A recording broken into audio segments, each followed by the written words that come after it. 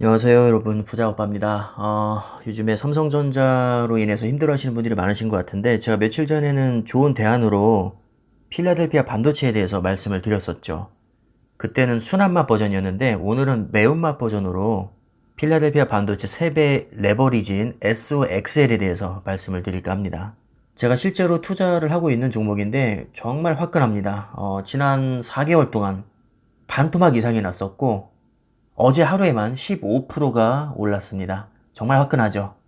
바로 본론으로 가서 여러분들이 제일 궁금해 하시는 건 수익률이죠. 자, 5년 수익률을 보면 SOXL이 723%, 삼성전자가 68%입니다. 무려 수익률이 10배 이상 차이가 납니다. 자, 그럼 SOXL이 무조건 좋은 종목일까요? 설마 그럴 리가 있겠습니까? 제가 화살표로 표시한 부분 보이시죠? 이 부분이 바로 SOXL이 한참 폭락했을 때 삼성전자보다 더 아래로 내려갔거나 거의 맞닿을 뻔했던 구간입니다. 결과적으로 5년 수익률만 보면 SOXL이 무조건 대박 종목인 것 같은데 실제로 차트를 보면 그렇게 만만한 종목은 아닙니다. 불과 2년 전까지만 해도 삼성전자보다도 더 아래로 갔던 종목입니다. 자, 이 얘기는 바꿔 말하면 2년 사이에 수익률 10배 이상을 벌려놨다는 얘기입니다. 정말 대단하지 않나요? 그런데 한눈에 봐도 변동성이 너무 커서 웬만한 멘탈로는 장기 투자를 절대 못할 것 같습니다. 실제로도 그렇습니다. 3배 레버리지는 정말 변동성이 너무나도 크기 때문에 웬만한 강심장이 아니고서는 장기 투자를 할 수가 없습니다. 삼성전자는 다 좋은데 너무 지루하다. 미국 주식들 막 신나게 오를 때 얘는 혼자 기어간다. 이런 말을 많이 듣는데요. 여러분들이 SOXL 같은 종목에 한번 투자를 해보시면 그 장단점을 명확하게 체감을 하실 수 있을 겁니다. SOXL이 필라델피아 반도체라는 건 알겠는데, 그럼 필라델피아 반도체는 뭐냐? 이 부분에 대해서 제가 설명을 지금부터 해드릴 건데, 며칠 전에 제가 작성했던 메모장을 다시 한번 그대로 가지고 와봤습니다. 자, 일단 우리가 삼성전자에 투자하는 이유에 대해서 짚어볼 필요가 있는데, 우리가 삼성전자에 투자를 한다는 것은 아마도 반도체를 보고 투자할 가능성이 높을 겁니다. 스마트폰이나 가전도 있지만 대부분의 투자자들은 분명 반도체를 보고 삼성전자에 투자를 할 겁니다. 자, 그렇다면 반도체에 대해서 조금 세분화시킬 필요가 있는데, 크게 메모리 반도체와 비메모리 반도체로 분류가 됩니다. 메모리 반도체 세계 1위 기업이 바로 삼성전자고요. 2위가 하이닉스, 3위가 마이크론입니다. 그 다음에 비메모리 반도체에서 세계 1위를 하고 있는 기업은 바로 인텔이죠. 물론 삼성전자도 비메모리 사업을 하고 있고 인텔도 메모리 반도체 사업을 많이 했었습니다. 하지만 낸드 사업부를 하이닉스에게 매각을 하고 지금은 비메모리에 집중을 합니다. 진정한 반도체 최강자를 가리기 위해서는 메모리와 비메모리를 합친 통합 성적을 봐야 되는데, 통합 1위가 삼성전자고요. 2위가 인텔입니다. 한마디로 모든 반도체 기업을 통틀어서 삼성전자가 짱이라는 겁니다. 요즘 잘 나간다는 엔비디아, AMD, 퀄컴, TSMC, 삼성전자보다 아래에 있는 기업들입니다. 비메모리를 좀 더 세분화하면 설계와 제조 파트로 또 나눌 수가 있는데, 설계 쪽에 최적화된 기업이 엔비디아, AMD, 퀄컴, 브로드컴, 미디어텍, 이 정도 기업들이 세계 1위에서 5위권을 왔다 갔다 하고요. 비메모리 제조 파트에서는 그 유명한 TSMC, 전 세계 반도체 생산량의 거의 55%를 혼자서 만드는 괴물 같은 기업입니다. 자, 그 다음에 인텔, 역시 종합반도체로서 반도체 설계와 제조를 다 하고 있고요. 삼성전자도 의외로 비메모리 설계와 제조를 다 합니다.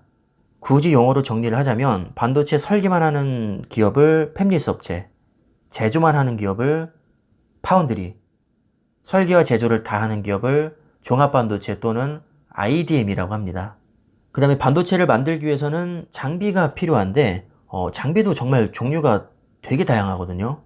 ASML 같은 경우는 노광기 쪽에 특화된 기업이고, 램 리서치는 시각 장비, 그다음에 어플라이드 머티리얼즈는 증착 공정에 관련된 장비에 최적화된 기업입니다. 예를 들어 볼까요? 엔비디아는 GPU 팹리스 1위 기업인데 얘네는 말 그대로 팹리스를 전문으로 하기 때문에 제조 공장이 없습니다. 자, 그렇다면 설계한 반도체를 파운드리 업체에게 위탁을 해야 되겠죠. 현재 엔비디아의 주력 GPU를 제조할 수 있는 기업은 삼성전자와 TSMC 단 두 군데밖에 없는데, 예를 들어서 TSMC에게 위탁을 했다고 가정을 하겠습니다. TSMC가 GPU를 만들기 위해서는 장비가 반드시 필요한데, 장비까지 TSMC가 만들 수는 없거든요. 결국에는 장비 공급사로부터 주문을 넣어서 공급을 받아야 됩니다. 여기에 해당되는 반도체 장비 업체들이 ASML, 램리서치, 어플라이드 머티리얼즈가 되는 거죠. 이게 무슨 얘기일까요? 결국 반도체 기업들은 하는 일이 다 달라도 하나로 연결되어 있다는 겁니다. 더 기가 막힌 건 메모리 반도체와 비메모리 반도체는 서로 다른 분야처럼 보이지만 반드시 짝을 지어줘야만 작동을 한다는 겁니다. 자, 예를 들어서 엔비디아 GPU 절대 혼자서 일을 할 수가 없습니다. 그래픽 카드에는 반드시 그래픽 D램이 탑재가 되어야 되는데, 이 그래픽 D램을 삼성전자에서 제조를 합니다. 인텔 CPU도 마찬가지죠. 절대로 인텔 CPU는 메모리 반도체 없이 일을 할 수가 없습니다. 퀄컴이 설계하는 모바일 AP도 마찬가지입니다. 스마트폰 핵심 두뇌인 모바일 AP도 절대로 메모리 반도체 없이 연산을 할 수가 없습니다. 그 메모리 반도체 분야에서 세계 1위를 하고 있는 기업이 바로 삼성전자이고, 심지어 메모리 반도체와 비메모리를 합친 전체 반도체에서도 세계 1위를 하고 있는 기업이 삼성전자입니다. 자, 이 정도면 삼성전자에 대한 프로필은 뭐 더 이상 설명이 필요 없겠죠. 한마디로 반도체 끝판왕입니다. 지금까지 설명을 잘 들으셨다면 아마 필라델피아 반도체에 대해서 어느 정도 이해를 하실 수 있을 겁니다. 자, 필라델피아 반도체는 미국에 상장된 30개 반도체 기업을 모아놓고 지수화시킨 겁니다.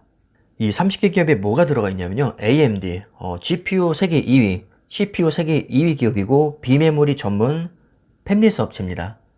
그 다음에 ASML, 세계 1위 노광기 장비 공급사입니다. 그 다음에 TSMC, 세계 1위 파운드리 업체고요. 램 리서치, 세계 1위 식각 장비 공급사입니다. 마이크론 테크놀로지, 세계 3위 메모리 반도체 업체고, 어플라이드 머티리얼즈, 세계 1위 증착 장비 공급사입니다. 그 다음에 엔비디아, 세계 1위 GPU 팹리스 업체고, 인텔, 세계 1위 CPU 업체이자 통합 비메모리 1위 업체입니다.